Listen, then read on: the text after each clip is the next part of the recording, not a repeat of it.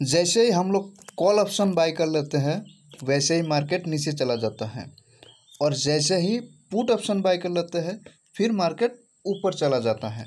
तो इसी तरह हम लोग को बहुत घाटा होता है और इतना गुस्सा आ जाता है कि अभी मोबाइल फोड़ देते हैं तो पता नहीं क्या क्या मन में आ जाता है, गुस्से में क्या क्या करने का मन करता है।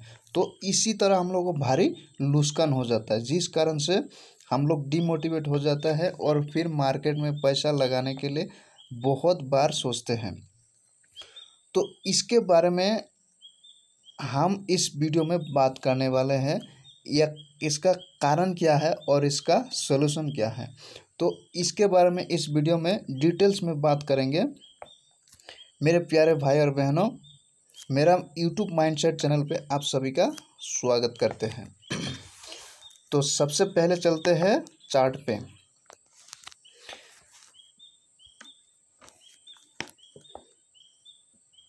तो चार्ट पे जाने के बाद यहाँ पे 1 मिनट का टाइम फ्रेम ले लेना है। 1 मिनट का टाइम फ्रेम पे आपको मैं समझाऊंगा कैसे कॉल बाय करने से नुकसान होता है और पुट बाय करने से कैसे नुकसान होता है। तो मैं सबसे पहले इसको थोड़ा सा छोटा कर लेते हैं। छोटा करने के बाद अभी चलते हैं, मार्केट शुरू हुआ 9:15 पे वहाँ पे। तो मार्केट जैसे ही शुरू हुआ 9:15 पे, तो देखिए यहाँ पे कितना ऊपर चला गया थे। ऊपर कम से कम 270 पे चले गए थे, फिर तुरंत नीचे आया। नीचे आने के बाद ऊपर नीचे करके थोड़ा सा ऊपर चले गए, फिर नीचे चला आया। तो आपको क्या लगता है इसको देख के? आपको लगता है कि ये जो लेवल है इस लेवल को क्रॉस कर दिया। क्रॉस करने के बाद आपको लगता है कि अभी मार्केट नीचे जाने वाला है। तो आपने क्या किया? पुट ऑप्शन बाय कर लिया। जैसे ही पुट ऑप्शन बाय किया फिर थोड़ा सा नीचे आया, फिर ऊपर चला गया। फिर आपने क्या किया? कॉल ऑप्शन को सेल कर दिया और उसमें आपको कम से कम 200-250 रुपया का घाटा हो गया। फिर आपने क्या किया? जैसे इस लेवल को क्रॉस किया, इस लेवल को क्रॉस करने के बाद आपने क्या किया? फिर कॉल ऑप्शन बाय कर लिया। जैसे आपने कॉल ऑप्शन बाय किया फिर तुरंत ऊपर गया, थोड़ा सा ऊपर गया। ऊपर जाने के बाद फिर क्या हुआ? तुरंत आ गया नीचे। और नीचे आने के बाद जैसे इस लेवल को क्रॉस कर दिया। इस लेवल को क्रॉस करने के बाद आपने क्या सोचा? अभी मार्केट नीचे जाएगा। तो आपने क्या किया? पुट ऑप्शन फिर बाय कर लिया। जैसे आपने पुट ऑप्शन बाय किया, यहाँ पे देखो थोड़ा सा नीचे गया, फिर ऊपर नीचे करता रहा।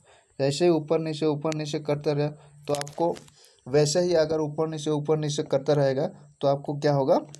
वैसे ही नुकसान हो जाएगा। तो आपने क्या किया? फिर पुट ऑप्शन को सेल कर दिया। फिर आपने थोड़ा सा इंतज़ार किया। अभी आप देख रहे हैं कि मार्केट किस टाइप का है, आपको समझ में नहीं आया। तो आपने क्या किया? एक बार थोड़ा सा ऊपर जाने के बाद आप सोच रहे हैं कि अभी जैसे इस लेवल को क्रॉस करेंगे, इस लेवल को क्रॉस करते ही मैं पुट ऑप्शन बाय करूँगा। तो आपने क्या किया? जैसे ही इस लेवल को क्रॉस किया तो आपने पुट ऑप्शन बाय किया। तो पुट ऑप्शन बाय करने के बाद आप देखिए 16,180 पे आपने क्या किया? पुट ऑप्शन खरीद लिया। जैसे आपने पुट ऑप्शन खरीदा, थोड़ा सा मार्केट नीचे चला गया। नीचे चला जाने के बाद फिर ऊपर नीचे करके फिर धड़ाम से ऊपर चला गया। तो अभी आप कितना 80 पे आपने पुट ऑप्शन ले लिया और फिर 160 पे आपने सोच रहा था कि थोड़ा सा मार्केट और नीचे जाएगा तो बिक्री कर देंगे। तो आपने क्या किया? बिक्री नहीं किया और फिर मार्केट ऊपर चला गया और फिर नीचे आया ही नहीं है। तो आपको क्या होगा? बिल्कुल घाटा ही होगा, क्योंकि मार्केट जैसे ही नीचे नहीं आया तो आपको वो पुट ऑप्शन को रखने से कोई फ़ायदा नहीं, क्योंकि आपको उसको बिक्री करना ही पड़ेगा। जितना आपको टाइमिंग ओवर हो जाएगा उतना आपको नुकसान हो जाएगा। तो सबसे पहले हमको समझना है मार्केट किस टाइप का है। डाउन ट्रेंड है, अप ट्रेंड है, या फिर साइडवे ट्रेंड है। अगर मार्केट साइडवे ट्रेंड है तो उसी हिसाब से कॉल या पुट बाय करना पड़ेगा, और अगर अप ट्रेंड है तो उसी हिसाब से कॉल या पुट बाय करना पड़ेगा। और अगर साइडवे ट्रेंड है तो आपको मार्केट में पैसा लगाने से पहले आपको कम से कम आधा घंटा 1 घंटा मार्केट को एनालाइज करना पड़ेगा। अगर आप मार्केट एनालाइज नहीं करोगे तो आपको वैसे ही होगा जैसे मेरे जैसे हुआ है। तो मेरा भी ऐसा ही हुआ कि जैसे मैं पुट ऑप्शन ले लेता हूँ, तुरंत मार्केट नीचे ऊपर चला जाता है, फिर कम से कम 1-2 हज़ार का घाटा हो जाता है। और जैसे ही थोड़ा सा ऊपर जाता है और फिर सोचता हूँ कि मार्केट अभी ऊपर जाने वाला है, और फिर क्या करते हैं, कॉल ऑप्शन बाई कर लेते हैं। फिर थोड़ा सा ऊपर जाने के बाद फिर धड़ाम से नीचे आ जाता है। ऐसे ही मेरा कम से कम 10-20 हज़ार का कैपिटल ख़त्म हो गया। तो ऐसे ही आपको भी शायद हो रहा होगा। अगर आपको भी ऐसा ही हो रहा है तो आपको समझना है ट्रेंड मार्केट का। अगर मार्केट का ट्रेंड समझ गया तो आप कभी मार्केट में पैसा लगाने से सोचते रहेंगे और सोचेंगे, और फिर सोच समझ के पैसा लगाएंगे। तो दोस्त, अगर आप सोच समझ के पैसा लगाएंगे तो मार्केट में आपको पैसा डूबने से बचा लोगे। तो सबसे पहले जो मार्केट का ट्रेंड है उसको समझना है।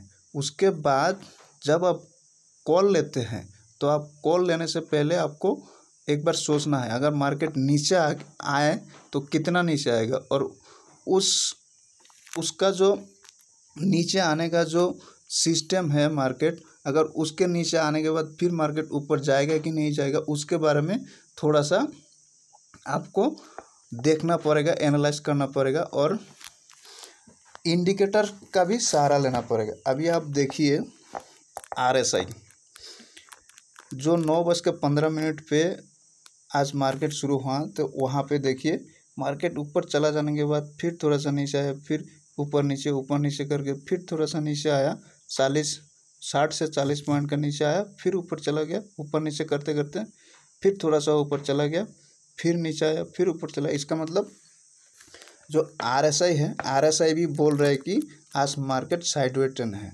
तो साइडवे ट्रेंड पे आपको पैसा नहीं लगाना है। तो साइडवे ट्रेंड पे हम लोग को बहुत बड़ी घाटा हो जाता है। और दूसरा है टाइमिंग। जैसे ही मार्केट में हम लोग पैसा लगाते हैं, जैसे हम लोग मार्केट में पैसा लगाते हैं, यहाँ पे अगर पैसा लगा दिया, थोड़ा सा ऊपर चला गया, फिर नीचे आ जाता है, तो ये जो टाइमिंग है, इस लेवल का जो टाइमिंग है, इस लेवल का टाइमिंग आपको समझना है, इंतज़ार भी करना पड़ेगा। अगर गलत टाइम पे हम लोग ट्रेड ले लेते हैं तो ट्रेड लेने से हम लोगों को बहुत बड़ी नुकसान होता है। तो ये 2 चीज़ें हमको समझना है, सबसे पहले मार्केट का ट्रेंड और दूसरा है टाइमिंग। ये दोनों चीज़ आप अगर समझ गया तो आपको नुकसान से बच जाएंगे, और आपको भारी नुकसान होने से आप रोक सकते हैं, और अपना जो कैपिटल है उसको बचा सकते हैं। तो दोस्तों, वीडियो अच्छा लगा तो एक लाइक कर देना, और मेरा चैनल को सब्सक्राइब करके रखना। जय हिंद दोस्त।